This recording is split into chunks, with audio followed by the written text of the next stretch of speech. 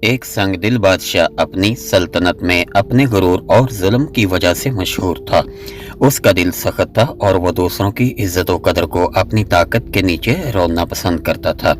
ایک دن اس نے اپنی طاقت کا مظاہرہ کرنے کے لیے اپنے دربار میں موجود سب سے قابل اور دانشمند وزیر کو بلا کر کہا، بادشاہ وزیر سے کہتا ہے تمہاری عقل و دانش کا ہر طرف چرچا ہے۔ آج میں تم سے ایسے سوالات پوچھوں گا جن کے جوابات دینا ناممکن ہے۔ اگر تو نے میرے کسی سوال کا غلط جواب دیا تو تمہارا سر قلم کر دیا جائے گا۔ وزیر کے چہرے کا رنگ اڑ گیا۔ وہ جانتا تھا کہ بادشاہ سنگ دل ہے اور اپنے فیصلے پر قائم رہتا ہے۔ بادشاہ نے ایک گہری سانس لی اور کہا، پہلا سوال یہ بتاؤ دنیا کی سب سے بڑی چیز کیا ہے؟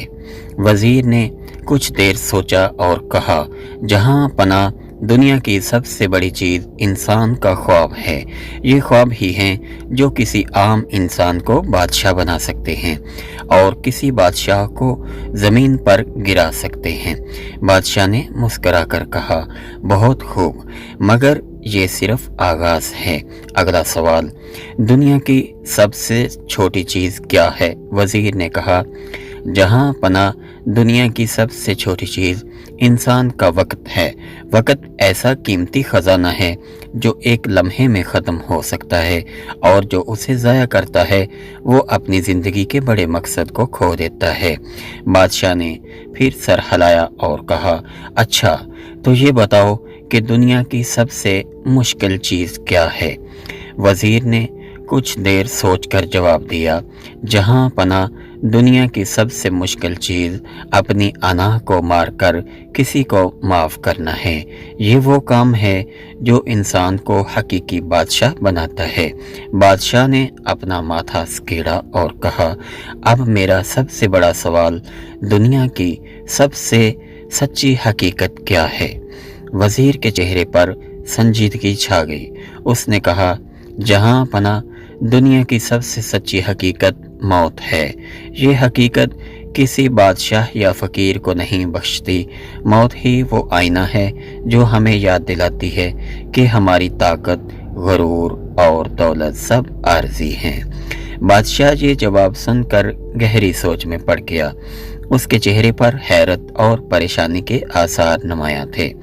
ایک لمحے کے بعد اس نے وزیر سے کہا، وزیر تم نے نہ صرف میرے سوالات کا جواب دیا بلکہ مجھے میری زندگی کی حقیقت کا سامنا بھی کرایا۔ میں نے اپنی زندگی غرور اور ظلم میں گزار دی، لیکن آج مجھے احساس ہوا کہ یہ سب کچھ بیکار ہے۔ اسی لمحے بادشاہ نے اعلان کیا، آج کے بعد میں اپنی سلطنت کو انصاف اور محبت سے چلاؤں گا۔ میں اپنی رعایا کے خوابوں کی حفاظت کروں گا اور اپنی انا کو ختم کر کے ایک سچا حکمران بنوں گا۔ یہ سن کر وزیر کی آنکھوں میں آنسو آ گئے۔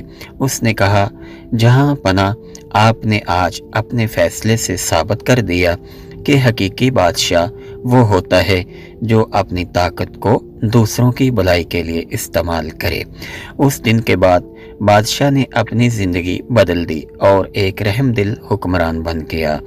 رعایا نے اسے ہمیشہ کے لیے دعاؤں میں یاد رکھا اور وزیر نے دنیا کو یہ سبق دیا کہ علم، دانش اور سچائی کے سامنے سب جھک جاتے ہیں، حتیٰ کہ سب سے بڑے بادشاہ بھی۔